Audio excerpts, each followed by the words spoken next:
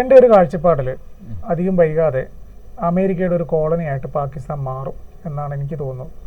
കാരണം പാകിസ്ഥാൻ്റെ അസീം മുനീറിനെ വിളിച്ച് സദ്യയൊക്കെ കൊടുത്ത് F-35 യുദ്ധവിമാനമൊക്കെ തരാം, പക്ഷെ ഞങ്ങൾ ഇടയ്ക്കിടയ്ക്ക് അങ്ങോട്ട് വരും, ഞങ്ങൾക്ക് ചില കാര്യങ്ങളൊക്കെ ചെയ്തു തരണം എന്നൊക്കെ പറയുകയും ഇപ്പോൾ എന്തോ ഒരു ലക്ഷ്യം വെച്ചിട്ട് അമേരിക്ക പാകിസ്ഥാനിൽ ഇടപെടലുകൾ നടത്തുന്നുണ്ട് എന്നാണ് നമുക്ക് ലഭിക്കുന്ന വിവരം. എന്താണ് ആ ലക്ഷ്യം?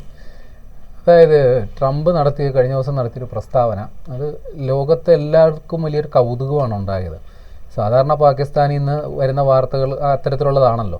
പക്ഷേ ട്രംപ് നടത്തിയ പ്രസ്താവന, പാകിസ്ഥാനിൽ അമേരിക്ക എണ്ണ പരിവേഷണം നടത്തും, അങ്ങനെ ഉൽപ്പാദിപ്പിക്കപ്പെടുന്ന എണ്ണ ഒരു ഘട്ടത്തിൽ പാകിസ്ഥാൻ ഇന്ത്യക്ക് വിൽക്കുന്ന ഒരു സാഹചര്യം ഉണ്ടാകും എന്നാണ് ട്രംപ് പറഞ്ഞത്. തള്ളായിരിക്കൂലേ ട്രംപിൻ്റെ? അതിപ്പോൾ തള്ളാണോ തലോടലാണോ അതിൻ്റെ പ്രായോഗികത മനസ്സിലാക്കുമ്പോൾ നമുക്കത് അതിൻ്റെ കാര്യം ബോധ്യമാകും. അതായത് ട്രംപ് ഉദ്ദേശിച്ചത് ഇന്ത്യ റഷ്യയിൽ നിന്ന് നല്ല രീതിയിൽ എണ്ണ വാങ്ങുന്നുണ്ട്, അപ്പോൾ അതിനെ ഒരു ഭീഷണി എന്ന നിലയിൽ പറഞ്ഞതാകാനാണ് സാധ്യത. കാരണം പാകിസ്ഥാനിൽ എണ്ണ നിക്ഷേപം ഉണ്ടോ ഇല്ലയോ എന്നുള്ള കാര്യത്തിൽ പോലും നമുക്ക് നിശ്ചയമില്ല.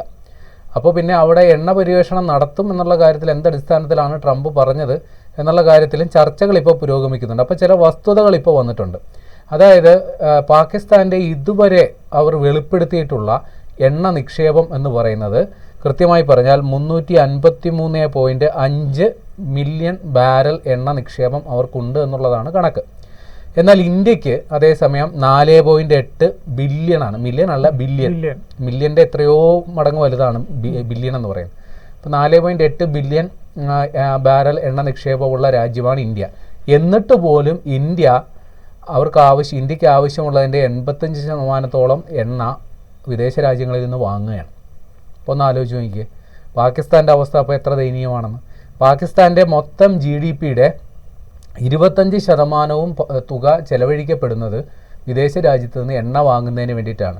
കൂടാതെ ഇറാനിൽ നിന്ന് കള്ളക്കടത്ത് വഴിയിലും എണ്ണ കൊണ്ടുവരുന്നുണ്ട്. അതായത് അത് വെളിപ്പെടുത്താനൊക്കെ ഇല്ല. ഇറാനിൽ നിന്ന് എണ്ണ വാങ്ങുന്നതായിട്ട് വെളിപ്പെടുത്തി കഴിഞ്ഞാൽ അമേരിക്കയിൽ നിന്ന് വെച്ചേക്കില്ല പാകിസ്ഥാന്. കാര്യം അന്താരാഷ്ട്ര ഉപരോധം ഇറാനിന് മേലുള്ളതാണ്. അപ്പോൾ അറിഞ്ഞുകൊണ്ട് ഇറാനിൽ നിന്ന് എണ്ണ കൊണ്ടുവരാനൊക്കെ ഇല്ല. എന്നിട്ടും ഇറാനിൽ നിന്നടക്കം എണ്ണ കൊണ്ടുവന്നിട്ടാണ് പാകിസ്ഥാൻ അതിൻ്റെ ദൈനംദിന കാര്യങ്ങൾ നിർവഹിക്കുന്നത്. അപ്പോഴാണ് ട്രംപ് പറയുന്നത് പാകിസ്ഥാനിൽ വൻ എണ്ണ നിക്ഷേപമുണ്ട്, അത് കുഴിച്ചെടുത്തിട്ട് പാകിസ്ഥാൻ ഇന്ത്യക്ക് എണ്ണ വിൽക്കുമെന്ന്. പക്ഷേ പാകിസ്ഥാൻ്റെ ചില അവകാശവാദങ്ങളുണ്ട്, അത് നമുക്കങ്ങ് നിസ്സാരവൽക്കരിക്കാൻ പറ്റില്ല. അവരുടെ ഒരു 3 വർഷം നീളുന്ന ഒരു പരിവേഷണ പരിപാടി, ഒരു സർവേ നടത്തി. ആ സർവേ നടത്തിയത് OGRA എന്ന് പറയുന്ന അവരുടെ ഒരു സ്ഥാപനമാണ്. അതായത് നമ്മുടെ ഇന്ത്യയിലുള്ള ONGC എന്ന് പറയുന്നത് പോലെ പാകിസ്ഥാനിലുള്ള ഒരു സ്ഥാപനം. അപ്പോൾ അവർ പരിവേഷണം നടത്തിയിട്ട് ഏതാണ്ട് 18 തീരമേഖലകൾ, അതായത് പാകിസ്ഥാനും സമുദ്രാതിർത്തി പങ്കിടുന്ന ഒരു രാഷ്ട്രമാണല്ലോ. അപ്പോൾ അവർക്ക് 18 തീരമേഖലകളിൽ എണ്ണ നിക്ഷേപ സാധ്യത ഉണ്ടെന്ന് അവർ കണക്കാക്കി അവിടെ എണ്ണക്കിണറുകൾ സ്ഥാപിക്കുന്നതിനടക്കം അവർ ടെൻഡർ വിളിച്ചു. പക്ഷേ അന്താരാഷ്ട്ര എണ്ണ കമ്പനികൾ ആരും അതിൽ വലിയ താല്പര്യമൊന്നും കാണിച്ചില്ല. കാര്യം പാകിസ്ഥാൻ ആയതുകൊണ്ട് തന്നെയാണ് പ്രശ്നം. അങ്ങനെ 18 എണ്ണം അവർ ടെൻഡർ ചെയ്തിട്ട് 15 എണ്ണവും ഒരു നടപടി ഉണ്ടായില്ല. 3 എണ്ണത്തിൽ മാത്രമാണ് ആരൊക്കെയോ താല്പര്യം പ്രകടിപ്പിച്ച് വന്നിട്ടുള്ളത്. അപ്പോൾ അത്രയാണ് അവരുടെ നിക്ഷേപം. പക്ഷേ പാകിസ്ഥാൻ ഈ സമീപകാലത്ത് അവർ വെളിപ്പെടുത്തിയത് പ്രകാരം അവർക്ക് സിന്ധിലും ഖൈബർ പഖ്തൂൺഖ്വയിലും എണ്ണ നിക്ഷേപം ഉണ്ടെന്നുള്ളത് അവർ സ്ഥിരീകരിച്ച് അവിടുന്ന് ഉൽപ്പാദനവും ആരംഭിച്ചിട്ടുണ്ട്. പക്ഷേ ഒരു കാര്യം മനസ്സിലാക്കുക, ഈ സിന്ധിലും ഖൈബർ പഖ്തൂൺഖ്വയിലും വലിയ രീതിയിൽ സർക്കാർ വിരുദ്ധ കലാപങ്ങളും പ്രക്ഷോഭങ്ങളും ഒക്കെ നടക്കുന്ന ഒരു സ്ഥലമാണ്.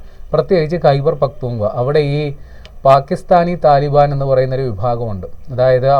അതായത് ഈ പഷ്തൂൺ വിഭാഗത്തിൽപ്പെട്ട ഗോത്രവർഗ്ഗക്കാർക്ക് പ്രത്യേക രാജ്യം വേണമെന്ന് പറഞ്ഞ് നിലപാടെടുക്കുന്ന ഒരു തീവ്രവാദ സംഘടനയാണ് ഈ പാകിസ്ഥാനി താലിബാൻ.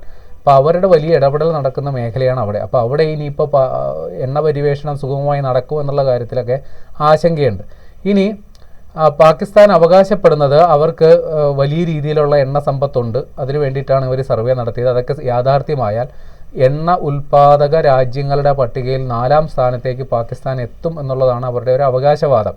അപ്പോൾ അങ്ങനെ ഒരു അവകാശവാദം ഉണ്ടെങ്കിൽ തന്നെയും അത് യാഥാർത്ഥ്യമാകാൻ കടമ്പകളേറെയാണ്. പ്രത്യേകിച്ചും അവർക്ക് നിക്ഷേപമില്ല, പണമില്ല അവരുടെ കയ്യിൽ.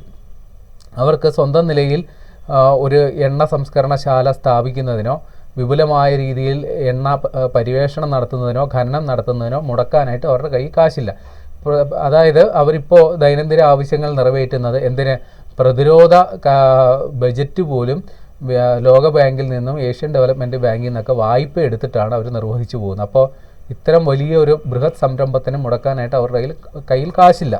രണ്ടാമത്തത്, ഈ പറയുന്ന ഇവർ കണ്ടെത്തി എന്ന് പറയുന്ന എണ്ണ നിക്ഷേപം അത് ഖനനം ചെയ്തെടുക്കാൻ പ്രായോഗികമായി ഒരുപാട് ബുദ്ധിമുട്ടുള്ള സംഗതിയാണ്. കാരണം അതിൻ്റെ ഒന്നെങ്കിൽ അത് പ്രതീക്ഷിക്കുന്നതിലും കൂടുതലോ അല്ലെങ്കിൽ സാങ്കേതികമായുള്ള തടസ്സങ്ങളോ നേരിടാനുള്ള സാധ്യതയുണ്ട്. അതുകൊണ്ട് അതത്ര പ്രായോഗികമല്ലെന്നാണ് വാദം.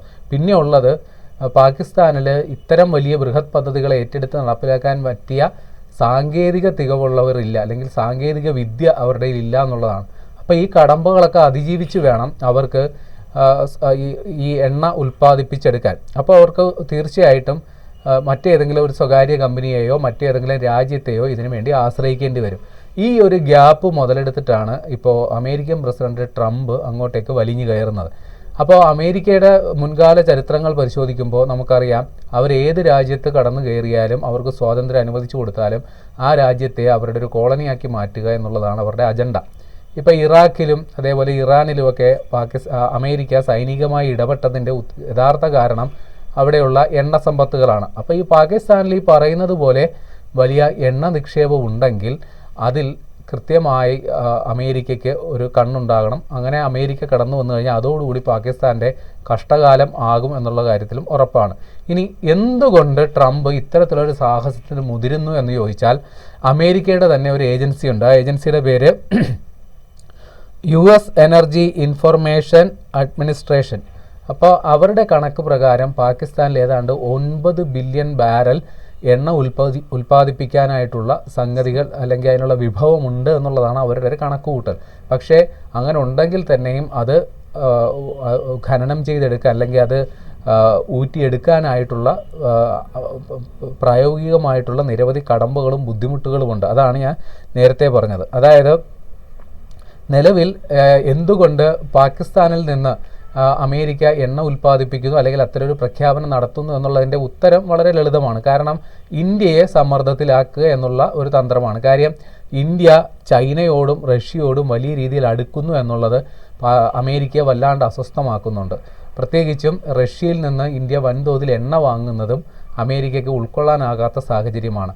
ഇപ്പോൾ ചൈനയുമായിട്ടും വലിയ സൗഹാർദ്ദത്തിൽ ഇന്ത്യ ആകുന്നു എന്നുള്ളതും അമേരിക്കയെ അലോസരപ്പെടുത്തുന്നുണ്ട്. അതുകൊണ്ട് തന്നെ പാകിസ്ഥാനെ ഇത്തരം വമ്പൻ കരാറുകളുടെ ഭാഗമാക്കുക, പാകിസ്ഥാനെ സൈനികമായി സജ്ജമാക്കുക, ഇതിലൂടെ ഇന്ത്യയെ വരുതിയിൽ നിർത്താനാണ് അമേരിക്ക ശ്രമിക്കുന്നത് എന്നുള്ളത് പകൽ പോലെ വ്യക്തമാണ്. അപ്പോൾ അതിൻ്റെ ഭാഗമായിട്ടാണ് ഇത്തരത്തിൽ ഈ പറയുന്ന രീതിയിൽ എണ്ണ ഉൽപ്പാദിപ്പിക്കാനായിട്ടുള്ള ശ്രമങ്ങൾ അല്ലെങ്കിൽ അത്തരത്തിലുള്ള പ്രഖ്യാപനങ്ങളിലേക്ക് ട്രംപ് കടക്കുന്നത്.